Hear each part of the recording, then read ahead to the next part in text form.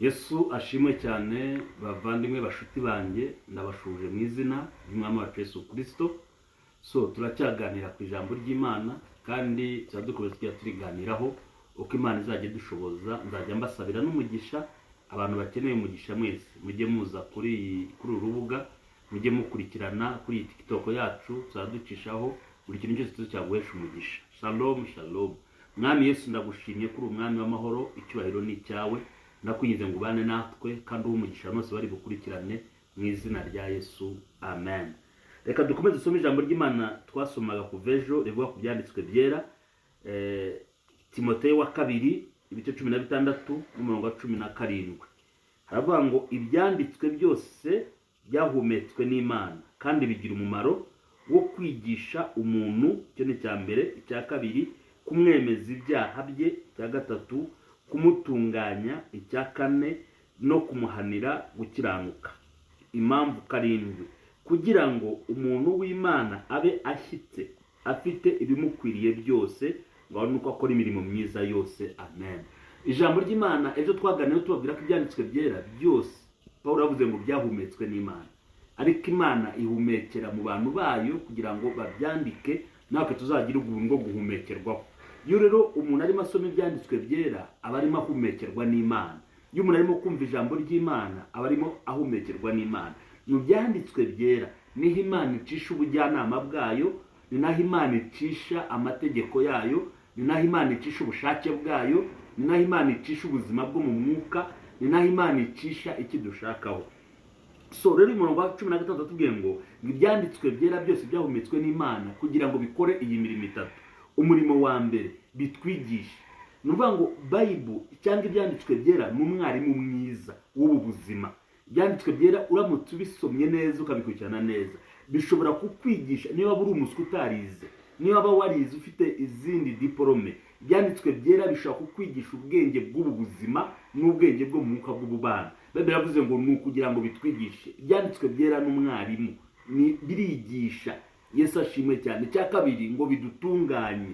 Icya gatatu, ngo bitwemeze ibyaha byacu. Urumva ko twemeza ibyaha byacu ni ubutabera. Ibyanditswe byera nibyo biri mu butabera bw'ubumana. Iyo umuntu asoma ibyanditswe agenda atunganywa n'ubwo butabera bw'ubumana, ngo kugira ngo bitwemeze ibyaha byacu.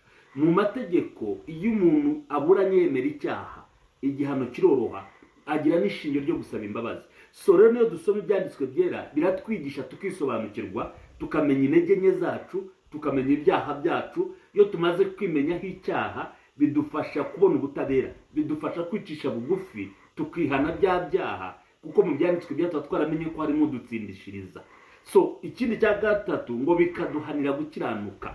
Nibyo bidukurura mu gukiranuka, nibyo bidushoboza gukiranuka. Murongo wa 17 uravuze ngo kugira ngo umuntu w'Imana abe ashyitse. Kugira ngo umuntu agere ku rwego rushyitse mu buryo bw'umwuka, cyangwa se mu buryo bw'ubushake bw'Imana, cyangwa mu buryo bwo gusenga, mu buryo bwose, kugira ngo umuntu agere ku rwego rushyitse, agombye kuba yarize ibyanditswe byera cyangwa yarize ijambo ry'Imana. Narababwiye ejo, kwiga Bible biroroshye. Bible nabwiye ngo igizwe n'ibitabo 36. Ndabwiye ngo ibyo bitabo 36 bikubiye mu bice bibiri. Isezerano rya kera rifite ibitabo 39, isezerano rishya rifite ibitabo 27. Ndababwira ngo ibyanditswe byera bifite ibyitwa ibice. Mateyo igice cya mbere, igice cya kabiri, ibice 1189. Bivuze rero iki rero? Bivuze ko ugiye usoma igice kimwe cya Bibiliya ku munsi, warangiza imyaka 3 Bible yose uyisomye.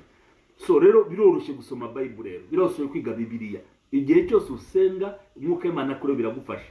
Kubera iki Bible tugomba kuyisoma? Kubera iki tugomba kwiga Bibiliya? Kubera iki tugomba kwifuza ijambo ry'Imana? Ngo niryo rishobora kudukuza rikatugeza ku rwego rushyitse. Iyo umuntu ari ku rwego rushyitse, agaragaza itandukaniro. Reka mbaho urugero. Iyo usomye mu isezerano rya kera ugasoma amateka y'umuntu witwa Salomo. Salomo ni umwami wa Isiraheli, ni umuhungu wa Dawidi, niwe wasimbuye ingoma ya Dawidi. Bible ivuga ngo yagiye ku musozi wo gusenga, ngo atamba ibitambi 1000, yica inka 1000, kugira ngo agere ku rwego rwo gusaba Imana ubwenge icyo ashaka. Ariko dusomye Bible mu itangiriro, batubwira ngo Abraham, kubera urwego rero rwo kwizera, byamusabye kubaga ikimasa kimwe. n'agacuma kamwe k'amazi, Imana imubwira ibiri ku mutima wayo, inamuha uburenganzira bwo gufata umwanzuro ku bushake bw'Imana. Ndashaka kumva itandukano ry'urwego. Umwe yatanze ibintu nk'igihumbi azirunda ku gicaniro ku musozi wose arazitemagura kugira ngo agere kuri wo kugira Imana ngo mu bwenge. Undi kugira ngo Imana imubwire ibiri mu mutima wayo byamusabye ikimasa kimwe n'agacuma k'amazi.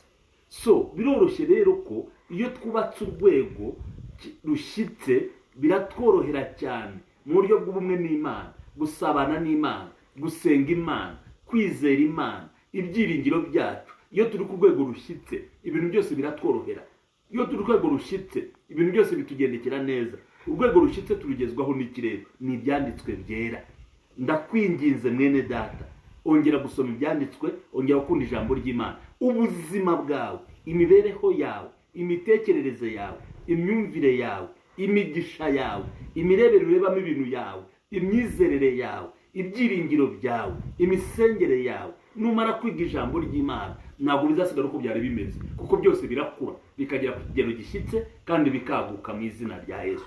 Ndagusengeye Mwami Yesu, ndasengera buri muntu wese uri gukurikiranira ijambo kugira ngo umugirire neza, umwuka w'Imana mubeho, ijambo ry'Imana ribakuze bagere ku kigero gishyitse. Nibajya bavuga ujye ubumva kandi ubasubize ubagire neza. Imana ibaha umugisha, ibakingura imiryango, ibarebe neza, weekend nziza, amahoro menshi mu izina rya Yesu rikomeye kandi suma amazina yose. Amen. Turabakunda. Shalom shalom. Turaza kongera dusubira undi munsi. Yesu abaha umugisha mu izina rya Yesu. Mukomeze enjoyinge, mukomeze mudukurikirane, mukomeze following aho hose kuri Nuza. Turi hamwe kandi tubagezeho ibintu byiza gusa mu izina rya Yesu.